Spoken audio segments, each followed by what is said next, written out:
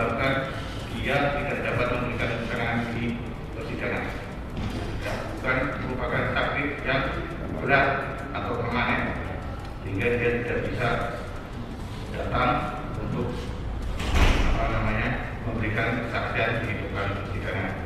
Ya, jadi oleh karena itu terhadap kedua orang saksi atas nama saksi Mahendra Dito Sartono dan saksi saksi Hairul Hizki bin Haji Muhammad Khair, ya, maka majelis hakim ketetapan terhadap kedua orang saksi itu akan kita lakukan upaya paksa hadir di persidangan berikutnya.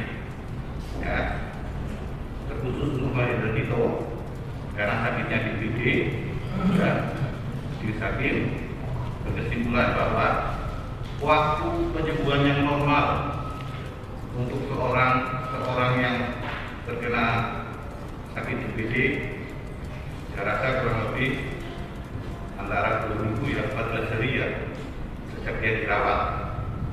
Jadi sejak dia dirawat, seperti kita ketahui bersama, tanggal 11 Desember ya, 11 Desember. Jadi normalnya, saya rasa DBD kalau sudah parah-parah sekali, ya, dan bakal masuk lagi juga.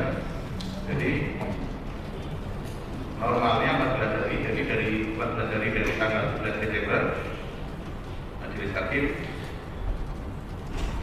akan melakukan upaya paksa pada persidangan dari tanggal itu. Kita lebihkan sedikit ya, tanggal 28, karena seninnya itu tanggal 26, ya, karena kita belum tahu itu tanggal 26 apakah ada cuti bersama atau tidak, ya. Nah, kalau kita sudah tetapkan 26 Desember, nanti tahu-tahu tanggal 25 ada TKP bersama. Nah, ya, jadi supaya biar ada waktu yang bersangkutan juga, saya rasa 14 hari itu sudah normalnya orang yang sakit DBD itu sudah pulih, meskipun tidak maksimal, masih bisa hadir di persidangan. Ada hari Rabu ya, dari Rabu tanggal 28 Desember 2022. Syukur-syukur ya, meskipun sudah ada upaya paksa, siapa tahu ada kesadaran ya dari yang kedua orang yang bersangkutan tersebut untuk hadir secara sukarela, ya.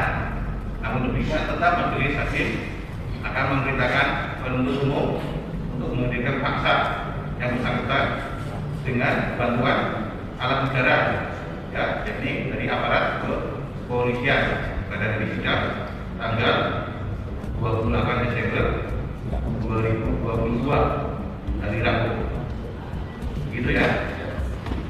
Terkait dengan upaya paksa khusus untuk kedua orang saksi dari penasihat hukum, ada tanggapan? Terima kasih banyak ya mulia. Kami sependapat dan saya serahkan kepada majelis hakim, memang sesuai KUHP harus dilakukan upaya paksa. Kami dari berbicara sama rekan kami juga mohon majelis hakim bisa mempertimbangkan kembali pada hari Kamis tanggal 29 persidangannya, supaya kami juga tidak tabrakan dengan jadwal kami juga punya tanggung jawab. Jadi karena Senin Kamis sudah kami jadwalkan, sehingga kami juga mengatur tanggung jawab kami yang punya kami pekerjaannya di Jakarta. Ya, baik. Mohon maaf yang mulia. Ya, ini kan usulan dari majelis. Iya, siap. Kita sepakatan tadi, kesepakatan aja yang penting tujuan upaya paksa sudah kita sepakati bersama ya, untuk orang saksi itu. Dari jaksa Senin Kamis kan kita biasanya sidang ya. Kalau begitu kita hari Kamisnya bagaimana? Tidak ada masalah. Ya, jadi nanti untuk persidangan yang lain ya tolong dikondisikan supaya tidak ada sidang pada hari Kamis ya, bisa dialihkan ke hari yang lain ya. Ya baik, jadi untuk upaya paksa terhadap kedua orang saksi atas nama Mahendra Dito dan saksi Hairul Hizki bin Haji Muhammad Khair ya, kita dapatkan dari Kamis tanggal 29 Desember 2022 ya. Syukur-syukur yang bersangkutan tadi dengan sukarela. Ya. Terima kasih banyak majelis hakim yang mulia. Terima kasih juga sudah disampaikan akan mengeluarkan upaya paksa. kami bukan tidak mau proses persidangan hari ini, tapi sesuai dengan apa yang majelis hakim sampaikan dan juga amanah dari KUHP, bahwa yang pertama-tama didengar keterangannya adalah korban yang menjadi saksi. Saya pikir kita semua tidak harus menabrak KUHP ini sekedar hanya untuk karena adanya seorang itu. Mohon ditunda.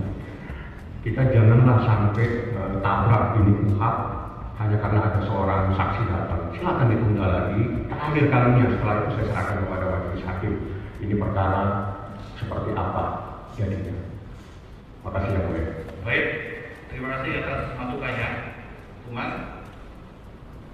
kembali lagi ke pasal 160 ya, ayat 1 ya. Semua dikembalikan kepada ketua majelis. Ya, kalau ketua majelis merasa memang perlu didengar lebih dulu selain mengkritiskan waktu, dan juga saya rasa tidak ada pengaruhnya saksi Mahendra itu ya, karena keterangan saksi berdiri sendiri ya, dan ketentuan pasal 160 huruf C pun memungkinkan untuk itu juga ya, karena saksi sudah hadir maka majelis hakim tidak bisa menolak untuk memeriksa saksi tersebut itu ya. Saya rasa itu teknis lah ya, pada intinya kan keterangannya tetap diambil, cuma darinya saja bukan begitu yang mulia. Saya pikir KUHP ini bahasanya jelas. Sampai detik itu pun kita tidak pernah mengubah, dan ini pun saya ambil dari kalimat majelis hakim dalam persidangan yang pertama. Majelis hakim sendiri menyampaikan yang pertama kali diperiksa adalah korban yang menjadi saksi. Saya pikir marilah kita mencoba taat kepada KUHP ini, kita tunda persidangan ini. Apalagi ini hanya satu saksi. Kasih kesempatan jaksa untuk menghadirkan supaya kita tertib bahwa memang kita melaksanakan KUHP sebagaimana yang diatur. Saksi korban dulu, setelah itu saksi-saksi dan saksi yang bersangkutan. Baik, makasih ya. Dari Kamis ya, karena Kamis ya. Kamis besok 5 Enggak masalah ya mulia. Enggak masalah. Saya kira meriksa 1 saksi Mahendra itu sudah bisa memakan waktu lebih dari 5 jam. Gitu. Gitu. Makanya pertimbangan majelis hakim itu ya, supaya efisiensi waktu dan juga rewas panggilannya pun dipanggilnya hari ini ya. Saya rasa tidak ada apa ya, pengaruhnya ya, dan juga ketentuan pasal 160 huruf C pun dimungkinkan untuk itu. 160 ayat huruf B itu kalau hari ini saksi korban datang gitu ya, karena kita sudah tidak datang, kita upaya paksa dan hari ini sudah hadir, makanya kita periksa. Atau belum siap? Saya pikir KUHP ini nggak perlu kita tafsirkan lagi ya. Kita jelas yang pertama kali diperiksa adalah saksi korban.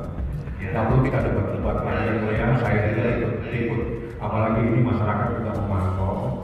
Saya mengikuti apa yang majelis hakim katakan. Taat kepada KUHP berarti taat kepada pasal 160. Kalau begitu kita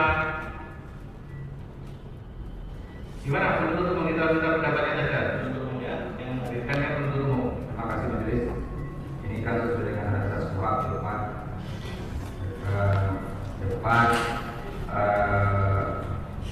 cepat, ringan dan biaya murah. Intinya kami telah berupaya menghadirkan saksi, takut dikhawatirkan nanti sidang berikutnya mereka berhalangan hadir. Ini yang ada.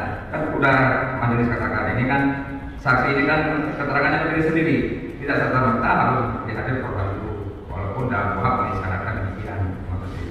Ya, baik.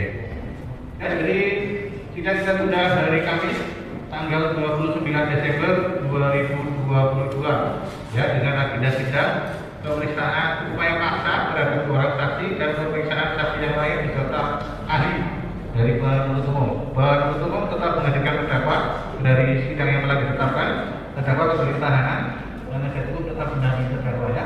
Sidang selesai dan ditutup.